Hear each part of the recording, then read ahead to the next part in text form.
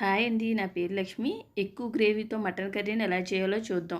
నేను అరకిలో మటన్ తీసుకున్నాను. ఇందులోంచి పావు కిలో మటన్‌తో మాత్రం కర్రీ చేసి చూపిస్తున్నాను. మిగతాది బిర్యానీకి వేసుకుంటాను. అలాగే మసాలా కూడా బిర్యానీ కోసం కూడా కలిపేసేసుకుంటున్నాను. ఇందులో 2 స్పూన్లు మాత్రమే మటన్ కర్రీకి యూజ్ చేస్తాను.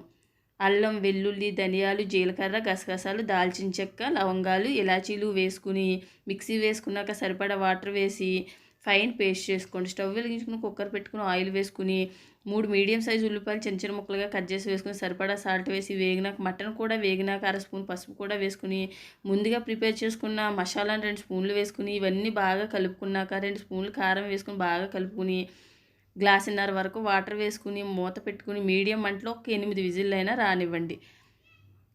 చల్లారినాక చూస్తే ఇలా కర్రీ రెడీ అవుతుంది. కొత్తిమీర వేసుకుంటే నేను పండగ స్పెషల్గా లడ్డు చేశాను. చాలా సింపుల్గా ఉంటుంది. ఛానల్ నేమ్ కింద ఇస్తాను.